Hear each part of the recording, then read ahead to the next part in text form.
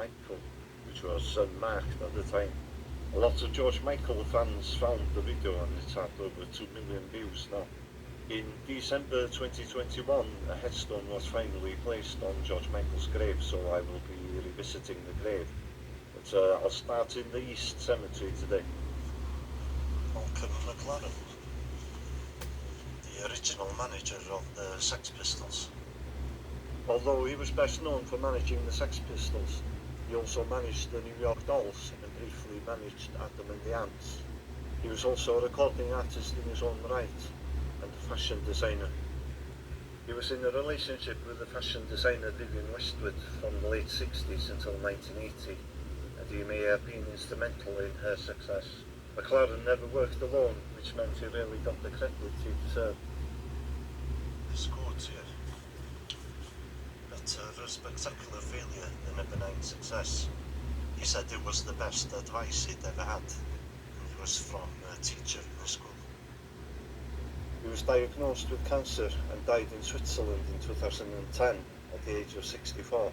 There were a flood of tributes following his death, and surprisingly one of them was from John Lydon, whom he had fallen out with since the breakup of the Sex Pistols.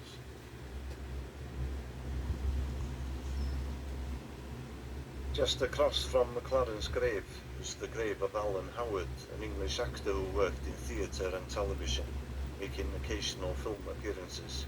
He had a significant role in the 1989 film The Cook, the Thief, His Wife and the Lover, starring alongside Helen Mirren. He was the voice of Sauron in The Lord of the Rings, The Fellowship of the Ring, and The Return of the King. He died of pneumonia in 2006 at the age of 77.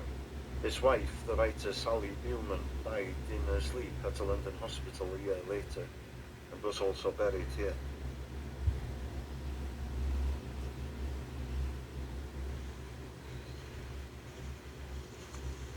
Here we have the grave of Farsad Bassoft, who was an Iranian journalist who lived in the UK. He worked as a freelance journalist for the Observer newspaper.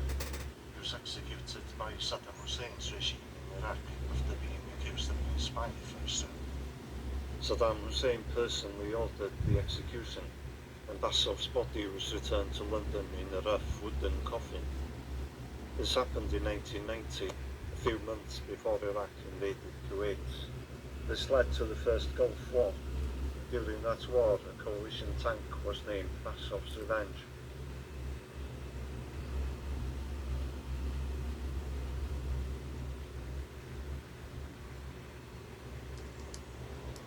He was only 31.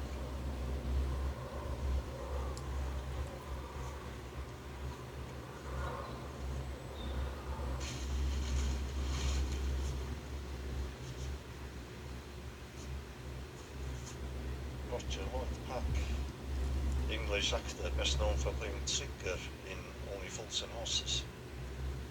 International audiences will know him as Barty Crouch from Harry Potter and the Goblet of Fire, and he also starred as the piano teacher in Interview with a Vampire.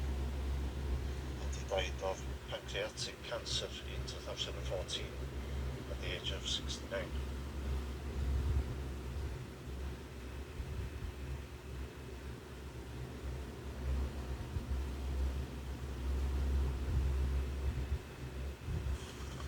I'm actually going to do a bit of reading here, I think.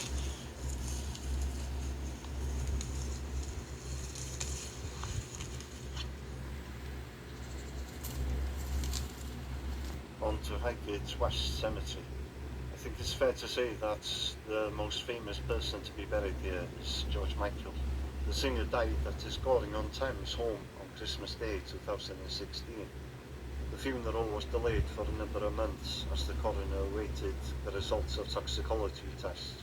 It was eventually confirmed that he had died of heart and liver problems. His funeral was held here on the 29th of March 2017.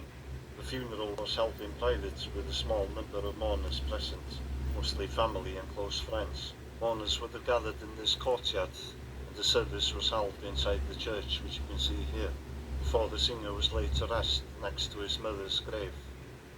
This is how the gravesite looked in 2020. George's grave is to the right of his mother's headstone. His sister Melanie died in 2019 and her grave is to the left of the headstone. In December 2021, marble headstones were placed on the grave of Melanie and George.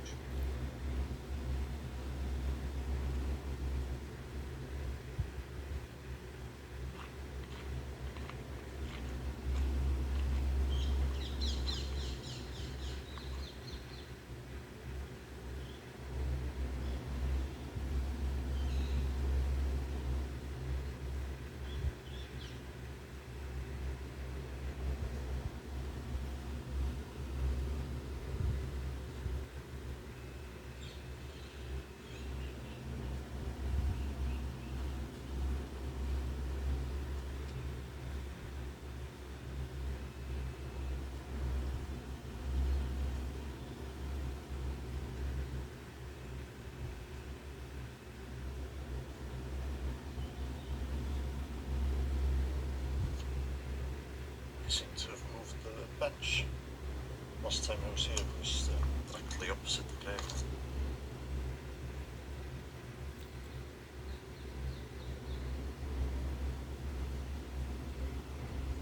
The most striking feature of the cemetery is towards the top of the main path leading from the courtyard. This is the entrance to the Egyptian Avenue, a 100-foot passage lined with tombs. The passage is now open to the sky, but was once enclosed. The Egyptian Avenue leads to the Circle of Lebanon, which was built around a large cedar tree, which was already 100 years old when the cemetery opened. The original tree is gone, but a new tree has recently been planted.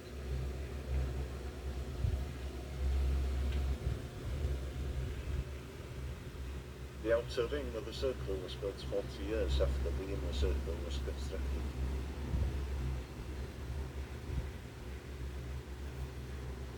That's St Michael's Church here. It's just outside of the graveyard.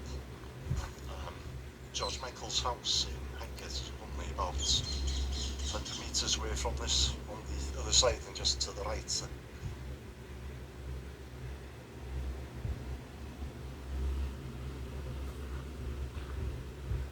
Not far from this spot is the grave of Catherine Dickens, wife of English novelist Charles Dickens, the author of A Christmas Carol, Oliver Twist and Great Expectations.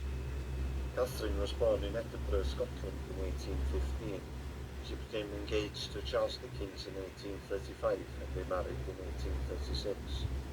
They had 10 children together, but the history of their relationship does not reflect well on Charles Dickens.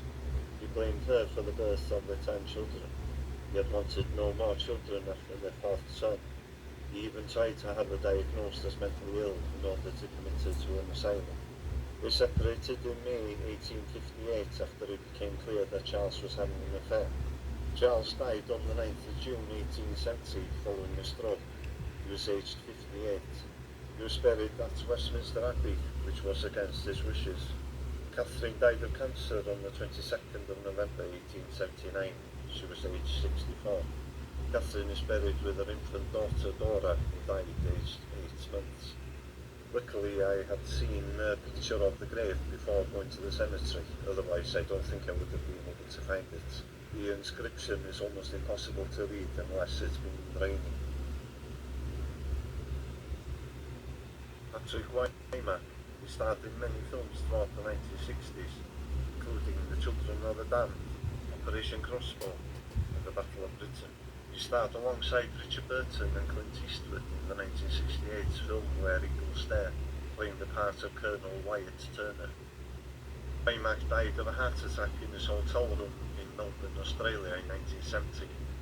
On the night of his death, he was due to appear on the TV programme Melbourne Tonight.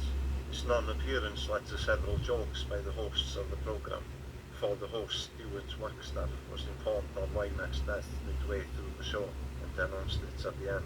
Patrick Wyman was 44 years old when he died.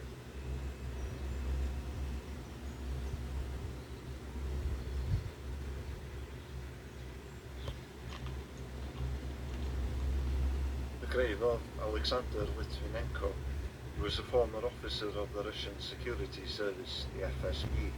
He specialized in tackling organized crime, but he defected to Britain and became became a prominent critic of President Putin.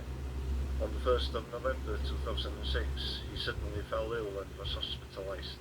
It's widely believed that he had been poisoned by members of the Russian FSB. The case drew a lot of media attention at the time. He died on the 23rd of November 2006 at the age of 44.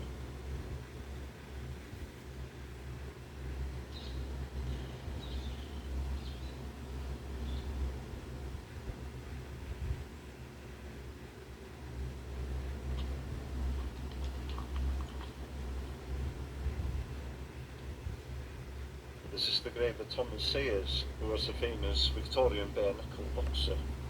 Even though the sport was illegal, his fights would draw large crowds of up to 12,000 people. He only lost one of his big fights.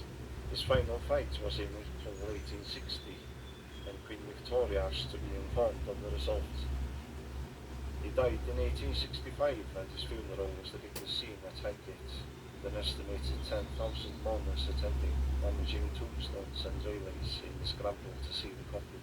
Sayers' dog, Lion, was the chief mourner, being carried in a carriage directly behind the coffin. Hats off to the person who left the stick here for the dog.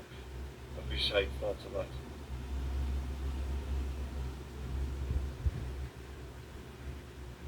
At this point I got into a bit of a standoff with the squirrel.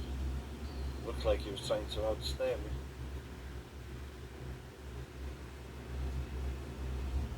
There's an amazing modern house that comes right up to the wall of the cemetery.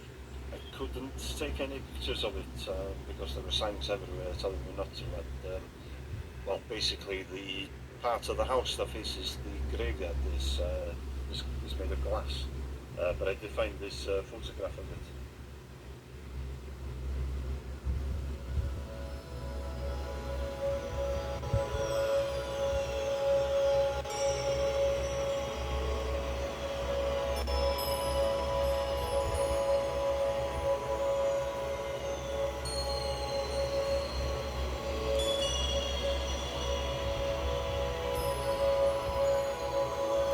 Obrigado.